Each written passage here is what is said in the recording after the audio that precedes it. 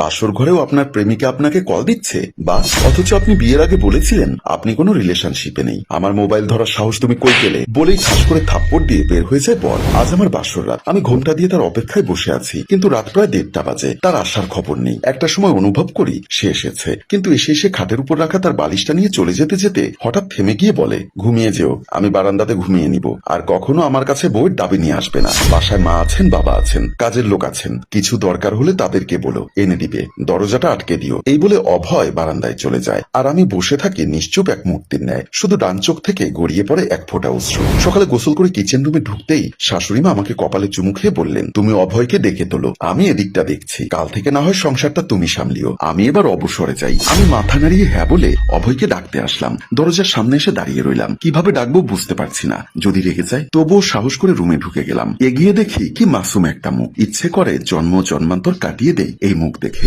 হঠাৎ অভয় নড়ে উঠল, আর আমি পেছন ফিরে দাঁড়িয়ে বললাম, শুনুন, মা আপনাকে নাস্তা করতে ডেকেছেন, ফ্রেশ হয়ে আসুন। এই বলে আমি মায়ের কাছে চলে গেলাম। সবাই নাস্তার টেবিলে নাস্তা করছি, সবাই কথা বলছেন, কিন্তু অভয়ের মুখে কোনো কথা নেই। সে অল্প কিছু নাস্তা করে অফিসে চলে গেলেন, আমার দিকে ফিরেও তাকালেন না। মা এসবটা দেখে বুঝতে পেরে বলল, ছেলে আমার আমাদের পছন্দে বিয়ে করেছে, আমাদেরকে বিশ্বাস করে তোমার ছবিটাও দেখেনি, সব ঠিক হয়ে যাবে। কিন্তু তাই বলে আমার সাথে এমন আচরণ করবে? কেন এমন করছে আমার সাথে সে? ভাবতে ভাবতে হঠাৎ করে আমার রুম থেকে রিং এর শব্দ। আমি উঠে রুমের দিকে চলে আসি। রুমে ঢুকে দেখি অভয় ভুল করে মোবাইলটা রেখে গেছেন। ওর ফোনে কল আসছে। ফোনটা রিসিভ করতেই ওপাশ থেকে এক মেয়ে বলে উঠল, কেমন হলো বাসর, রাত কেমন কাটলো? খুব ভালো নিশ্চয়ই, ভালোই তো হবার কথা। আর কিছু বলার আগেই আমি হ্যালো বলি, আর ওপাশ থেকে লাইনটা কেটে দেয়। হুট করে অভয় রুমে চলে আসে। সে অন্যদিকে তাকিয়ে হাত বাড়িয়ে বলে, আমার মোবাইলটা। আমি দিয়ে দেই মোবাইল। সে চলে যায়। আমার আর বুঝতে বাকি নেই মাই লাভ লিখা নাম সেভ করা মেয়েটা যে অভয়ের ভালোবাসা। অভয় চলে যায়, আর আমি চোখ বন্ধ করে উপর চেয়ে থাকি। দু চোখ ভিজে গেল কোনো এক কারণে। দিন যাচ্ছে,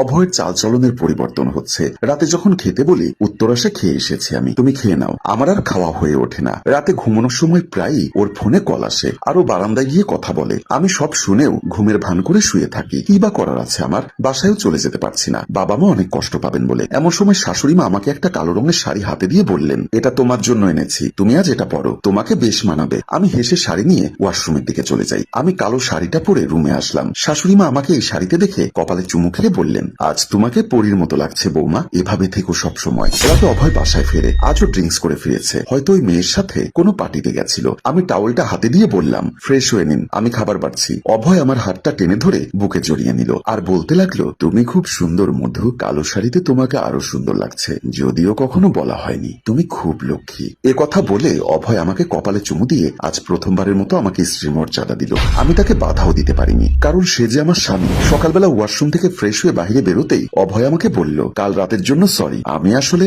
সরি বলতে হবে না, আপনি আমার স্বামী, আমার উপর আপনার পূর্ণ অধিকার আছে। রুমে গিয়ে রেডি হয়ে নিন, আমি নাস্তা রেডি করছি। অনেকগুলো দিন কেটে গেল, সে চলে গেল। অভয় আমাকে ভালো না বাসলেও আমি অভয়কে ভালোবাসতে শুরু করেছি। দিন যাচ্ছে, অভয়ের প্রতি আমার ভালোবাসা বাড়তে থাকে। অভয়কে নিয়ে আমি স্বপ্ন বুনতে থাকি। আজ সিদ্ধান্ত নিয়ে নিয়েছি, আজ অভয় সন্ধ্যায় বাসায় ফিরলেই ওকে বলে দেব, অভয়, আমি তোমাকে ভালোবাসি। আর আমার বিশ্বাস অভয়ও একদিন না একদিন আমাকে ভালোবাসবে। রাত হলো, কলিং বেল বাজছে, নিশ্চয়ই অভয় এসেছে। আমি দৌড়ে গিয়ে দরজা খুললাম, কিন্তু হঠাৎই আমার মাথায় যেন আকাশ ভেঙে পড়ল। অভয়ের সাথে ওর ভালোবাসার মানুষটা দাঁড়িয়ে আছে অভয়ের বধূ হয়ে। অভয়কে জিজ্ঞাসা করলাম, কেউ? কিছুক্ষণ আগে আমরা বিয়ে করেছি, ও আমার বউ মালিহা। আমি সাথে সাথে সেন্সলেস হয়ে পড়ে গেলাম। শাশুড়ি মা দৌড়ে এসে দেখেন আমি ফ্লোরে পড়ে আছি, আর অভয় আর তার সদ্য বিয়ে করা বউ মালিহা সেখানে হা করে দাঁড়িয়ে আছে। শাশুড়ি মা আবার উঠে তাড়াতাড়ি পানি নিয়ে এসে আমার মুখে ছেটালেন। আমার জ্ঞান ফিরল, কিন্তু জ্ঞান না ফেরাটাই বুঝি ভালো ছিল আমার জন্য। আমি সইতে পারছি না, আমার স্বামী আজ অন্য কারো হয়ে গেছে। শাশুড়ি মা অভয়কে অনেক গালিগালাজ করলেন। কেন তুই মধুকে বিয়ে করার আগে বললি না তোর আরেকজনের সাথে সম্পর্ক আছে? কেন করলি তবে আর একটা বিয়ে? এসব নিয়ে অভয়ের সাথে অনেক কথা কাটাকাটি হয় মায়ের। বাসায় ঢুকতে দিতে চাননি, কিন্তু আমি চাইনি সে সন্তান হারা হোক। তাই মাকে বললাম,